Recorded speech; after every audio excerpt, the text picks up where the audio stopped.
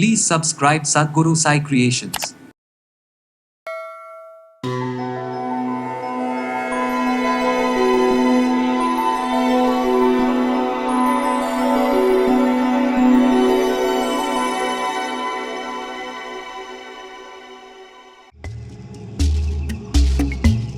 சில வினோதமான பூஜைகளை செஞ்சா மழை வரும்னு ஒரு நம்பிக்கை இன்னைக்கும் நம்ம கிராமங்கள்ல இருந்துட்டு தான் இருக்கு.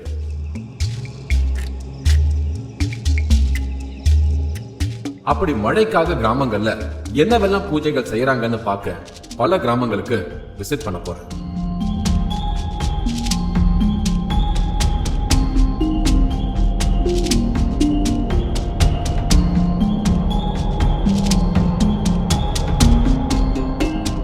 பருவமழை பெய்யாததால விளை நிலங்களை எல்லாம் பிளாட் போட்டு வித்துக்கிட்டு இருக்கிறத நாம பார்த்துட்டு தான் இருக்கோம். நிறைய இடங்கள்ல மழை பெய்யாம ஏரி, ஆறு, குளம், கிணறுன்னு எல்லாத்துலயும் தண்ணி இல்லாம வறண்டு கிடக்குது.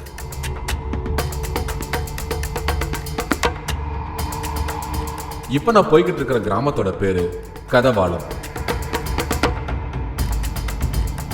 இது ஆம்பூருக்கு பக்கத்துல இருக்கு.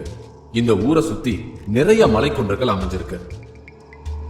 இங்க நான் விசாரிச்சதுல கழுதைகளுக்கு கல்யாணம் செஞ்சு வச்சா மழை வரும்னு நம்பிக்கையோட எல்லா ஊர்க்காரங்க கிட்டையும் கலந்து பேசி கழுதை கல்யாணத்தை நடத்தி வச்சாங்க. நாங்கள் தான் சார் தலைமை எடுத்து மழை வராத காரணத்தினால ஒரு 4-5 வருஷமாக மழை சரியாக படிக்க மழை பொய்யல. அதனால் 30-40 வருஷத்துக்கு முன்னே பெரியவங்க எப்போ கல்யாணம் பண்ணணும்னு கேள்விப்பட்டேன்.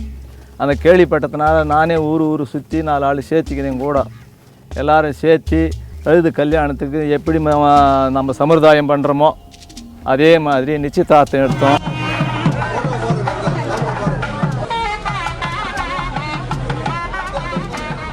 கல்யாணம் செஞ்சுக்கிட்ட கழுதைகளை பத்தி பல சுவாரஸ்யமான செய்திகள் கிடைச்சது. கல்யாணத்துக்கு மாப்பிள்ளை கிடைக்காம, அதாவது ஆண் கழுதை கிடைக்காம ஆந்திராவில இருந்து கொண்டு வந்தாங்களாம். புராணத்துல இருந்து ஆண் கழுதைக்கு வாசுதேவர்னோ பெண் கழுதைக்கு பஞ்ச கல்யாணினோ பேர் வச்சதா சொன்னாங்க. பஞ்ச கல்யாணின்னு இந்த புராணத்தில் சொல்லுவாங்க. வாசுதேவன்னா வாசுதேவன் கழுதைக்கு தான் அந்த வாசுதேவன் பேர் வைப்பாங்க. அதனால் இந்த வாசுதேவனை நாங்கள் கல்யாண மாப்பிள்ளை அறிவிச்சிட்டோம். பஞ்ச கல்யாணின்றது பொண்ணு அறிவிச்சிட்டோம். பொன் பேர் பஞ்ச கல்யாணம், ஆண் பேர் மாப்பிள்ளை பேர் வாசுதேவன். இப்படி நாங்கள் ஐயரி வச்சு அதை பேர் குறித்து ஐயரி வச்சு நாங்கள் இது செஞ்சோம். சாதாரணமா மனிதர்களுக்கு எப்படி கல்யாணம் பண்ணுவோமோ அதே மாதிரி கழுதைக்கும் கல்யாணம் பண்ணியிருக்காங்க. பந்தல் போட்டு நிச்சயதார்த்தம் நடத்தி வேட்டி, துண்டு, புடவை, ஜாக்கெட், வளையல், தங்கத்துல தாலி, இப்படி கல்யாணத்துக்கு தேவையான எல்லா பொருட்களையும் வாங்கியிருக்காங்க.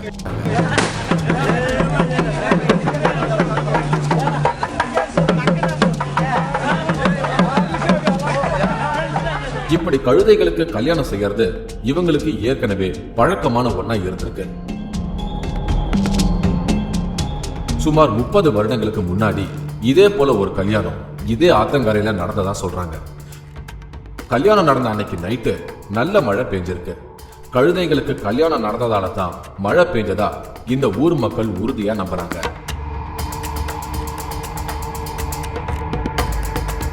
சக்தி வாய்ந்ததா கருதப்படுற பொன்னியம்மன் கோவிலை பத்தியும் அதோட தனித்தன்மையை பத்தியும் கேள்விப்பட்டு அங்க போகலான்னு முடிவு செஞ்சேன்.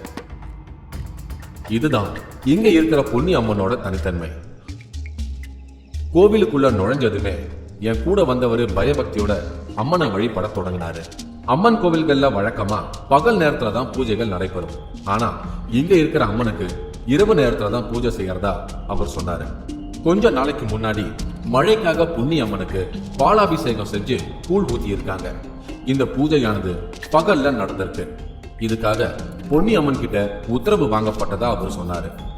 மழை வருமா வராதான்னு அருள்வாக்கு சொல்ல வந்த பொன்னியம்மன் கிட்ட கேட்டிருக்காங்க. அதுக்கு அம்மன் அருள்வாக்கு சொல்லி இருக்கு. அம்மன் சொன்னது போலவே மழையும் வந்திருக்கு. இங்க நான் கேள்விப்பட்ட இன்னொரு விஷயம், ஊருக்குள்ள இருக்கிற ரங்கநாதர் ஆலயத்துல மக்கள் எல்லாரும் ஒன்னா கூடி பாட்டு பாடி ரங்கநாதரை வணங்கினா மழை வருங்கிறது ஊர் மக்களோட நம்பிக்கை. இங்க பாடப்படுற எல்லா பாடல்களோட மைய கருத்தும் ரங்கநாதர் கிட்ட மழை வேண்டி மன்றாடக்கூடியதா இருக்கு.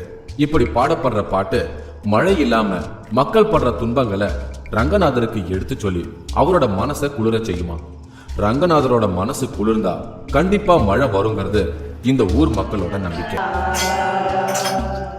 மின்னல் முழக்கமுடன் ரங்கநாதா.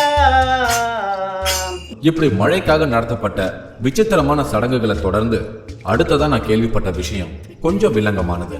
மழையை வரவழைக்க இந்த ஊரை சேர்ந்த மக்கள் நிர்வாணமா ஒரு பொண்ணோட சிலையை செஞ்சு வழிபாடு நடத்துவதை கேள்விப்பட்டு காரைக்குடிக்கு வந்திருக்கேன். இப்படி நிர்வாணமா பெண் சிலையை செஞ்சு நடத்தப்படுற சடங்கை இவங்க குடும்பாவி சடங்குன்னு சொல்றாங்க. இப்போ குறைஞ்சபட்சம் ஒரு 30 வருஷத்துக்கு மேலே அங்கே உள்ள சுத்தப்பட்டு எந்த கிணையிலும் தண்ணி கிடையாது, நீர் ஆறாதான் சுத்தமாக கிணையில் ஒரு கிணையில் கூடாது. அங்கங்கே போர் போட்டு அவங்கவுங்க ஏற்ற மாதிரி விவசாயம் பண்ணிகிட்டு இருக்காங்க. அதுக்காண்டி சரி நம்ம இப்படியே போயிட்டு இருந்தால் இன்னமும் நம்ம கீழே போயிடும், நம்ம முன்னோர் வழிபாட்டை கொஞ்சம் கடைப்பிடிச்சி பார்க்கலான்னா நம்ம சிலை செஞ்சு கொண்டு வந்தோம். இதே போல வறட்சி காலங்களில் மழையை வரவழைக்க தங்களோட முன்னோர்கள் கொடும்பாவி செஞ்சு வழிபாடு நடத்தியதாகவும் அதை அடிப்படையாக கொண்டு தாங்களும் கொடும்பாவி செஞ்சு வழிபாடு நடத்தியதாகவும் சொல்றாங்க. ஒரு 69லேயோ 65ன்னு தெரியல, சில பேர் சொல்லி தான் கேள்விப்பட்டேன். அப்போ கடுமையான தண்ணி பஞ்சம் அந்த கிராமத்துக்கு ஏற்பட்டும் போயிடுச்சுல, பாதி ஆடு மாடுகள்லாம் வந்து இறந்துருச்சு. போது முனிவர் வந்து சொல்லி தான் இதை வந்து செஞ்சுருக்காங்க. இவங்க காரைக்குடியில் முன்னோர் காலத்தில் இருந்தவங்களாம் வந்து ஏற்படுத்தி செய்யலை, முனிவர்மார்கள் வந்து சொல்லி தான் செஞ்சுருக்காங்க. எப்படி கொடும்பாவி வழிபாட்டை நடத்துறாங்கன்னு பார்க்க ஆர்வமா இருந்தது. முதல்ல ஊர்க்காரங்க குடங்கல்ல தண்ணீரை எடுத்துக்கிட்டு அங்க இருக்கிற அம்மன் கோவிலுக்கு பூஜை பொருட்களோட போறாங்க. அம்மனை வணங்கி வழிபாடு நடத்துறாங்க.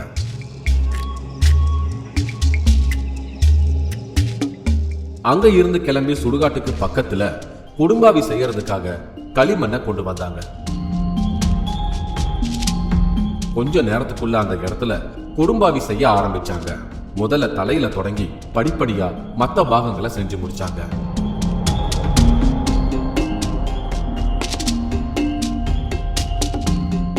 ஒரு வழியா கொடும்பாவிக்கு ஒரு உருவம் கிடைச்சது. சிலைக்கு குங்குமம் எல்லாம் வச்சு அலங்கரிச்சாங்க.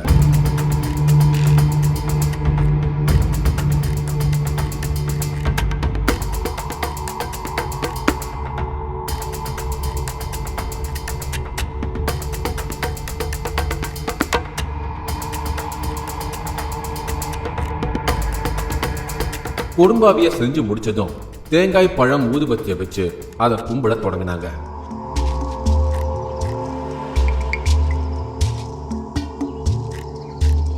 கொண்டு வந்த கட்டில கொடும்பாவிய வச்சு அதை தூக்கிக்கிட்டு நடக்க தொடங்கினாங்க.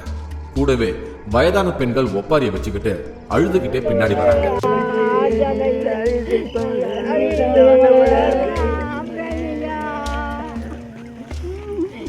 வானத்தையும் பூமியையும் கடவுளையும் நம்பித்தான் நாங்க இங்க வாழ்றோம்.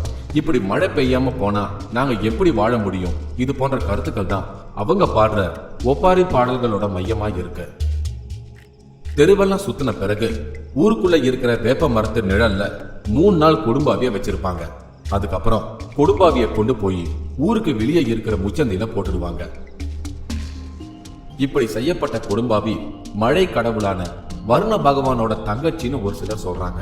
ஆனா கடவுளோட இரக்கத்தை பெறுவதற்காக செய்யப்பட்ட பெண்ணோட நிர்வாண உருவம்னு சிலர் கொடும்பாவியை பத்தி சொல்றாங்க. இப்படி வேறுபட்ட கருத்துக்களும் இங்க நிலவுது.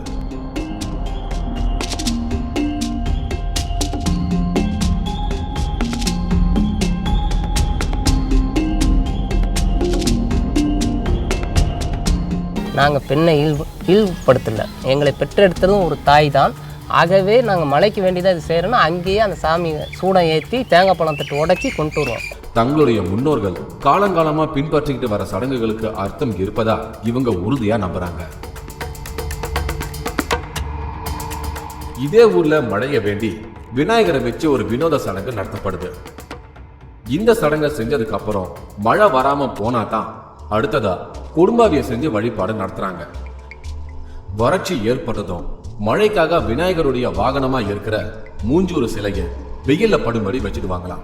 வெயில தாங்க முடியாத மூஞ்சூறு விநாயகர் கிட்ட முறையிடுமா, அதனால மழை வரும்னு நம்புறாங்க. மூஞ்சூர் வாகனம்னு சொல்லுவாங்க. அந்த ஒரு வாகனத்தை எடுத்துட்டு வந்து இப்படி வச்சிருவாங்க, கரெக்டாக சூரிய வெயில் அடிக்கிற மாதிரி. அப்போ இந்த மூஞ்சூர் வந்து இந்த விநாயகர்கிட்ட சொல்லுமா, என்னால் வெயில் கொடுமை தாங்க முடியல பகவானே, எனக்கு ஏதாவது பண்ணுங்க, ஒரு 5 சோனனாச்சும் சோனுங்க அப்படின்னு சொல்லி விநாயகர்கிட்ட இந்த மூஞ்சில் வந்து எடுத்து சொல்லுவோம் அப்படின்னு ஒரு ஐதீகம். இப்போ 5 நாளுக்குள்ளார வரலன்னா இதை தூக்கி உள்ளார வச்சுட்டு அடுத்த ஸ்டேஜுக்கு போயிடும்.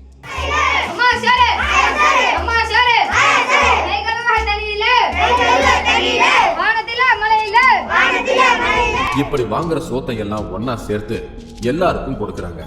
சாப்பிட்டதுக்கு அப்புறம் கையை கழுவாம இங்க இருக்கிற விநாயகர் மேல தொடச்சிடுறாங்க. கோயிலுக்கு வெளியே நின்று பசங்க எல்லாரும் கைய மேல தூக்கிக்கிட்டு வானத்தை பார்த்து கை கழுவ தண்ணி இல்ல, வானத்துல மழை இல்லைன்னு கோரஸா பாடுறாங்க.